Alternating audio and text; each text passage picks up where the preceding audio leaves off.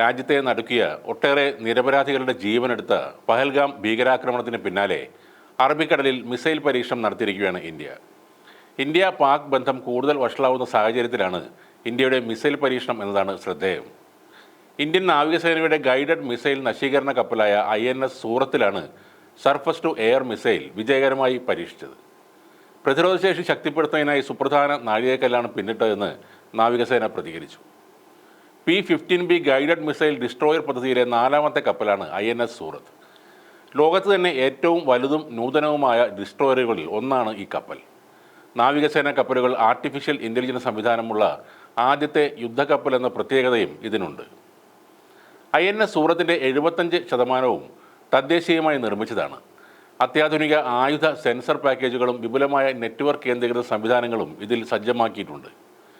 തദ്ദേശീയ യുദ്ധക്കപ്പൽ രൂപകൽപ്പന, വികസനം, പ്രവർത്തനങ്ങൾ എന്നിവയിൽ രാജ്യത്തിൻ്റെ പുരോഗതി വിളിച്ചു പറയുന്ന ഒന്നാണ് INS സൂറത്ത്.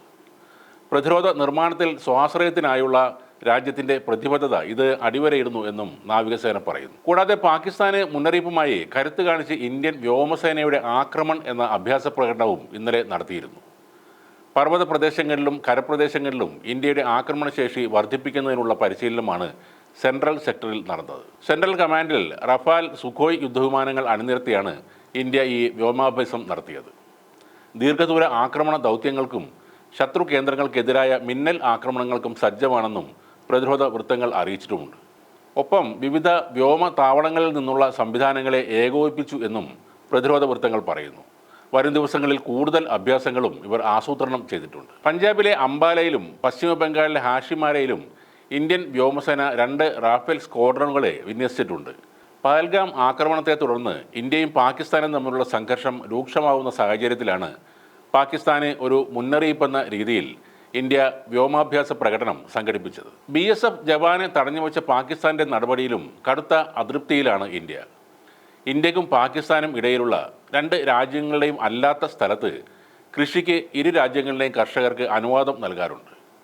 അത്തരം കർഷകരെ സഹായിക്കാൻ പോയ PK സിംഗ് എന്ന BSF ജവാനെയാണ് പാക് റേഞ്ചർമാർ കസ്റ്റഡിയിൽ എടുത്തത്. കർഷകർ കൃഷി ചെയ്യുകയായിരുന്ന സ്ഥലത്ത് നിന്നും കുറച്ചുകൂടി മുന്നോട്ട് പോയി ഒരു തണലിൽ വിശ്രമിക്കുമ്പോഴാണ് ആ ജവാനെ പാക് റേഞ്ചർമാർ പിടികൂടിയത്. കഴിഞ്ഞ ദിവസം കസ്റ്റഡിയിലെടുത്ത ജവാന്റെ ചിത്രങ്ങളടക്കം പുറത്തുവിട്ട പാകിസ്ഥാൻ ഇതൊരു യുദ്ധ വിജയം പോലെ ആഘോഷിച്ചതും ഇന്ത്യയുടെ കടുത്ത അതൃപ്തിക്ക് കാരണമായിട്ടുണ്ട്. ആ ജവാനെ മോചിപ്പിക്കാനായി ഫ്ലാഗ് മീറ്റിംഗ് ചേരാനുള്ള നിർദ്ദേശം ഇന്ത്യ മുന്നോട്ട് വച്ചിരുന്നു. എന്നാൽ ഫ്ലാഗ് മീറ്റിങ്ങിനായി പാക് സൈന്യം ഇന്നലെ രാത്രി എത്തിയില്ലെന്നാണ് റിപ്പോർട്ടുകൾ. പാകിസ്ഥാൻ വിട്ടുവീഴ്ചയ്ക്ക് തയ്യാറായില്ലെങ്കിൽ ഇന്ത്യ കടുത്ത നിലപാടിലേക്ക് നീങ്ങാൻ തന്നെയാണ് സാധ്യതകൾ.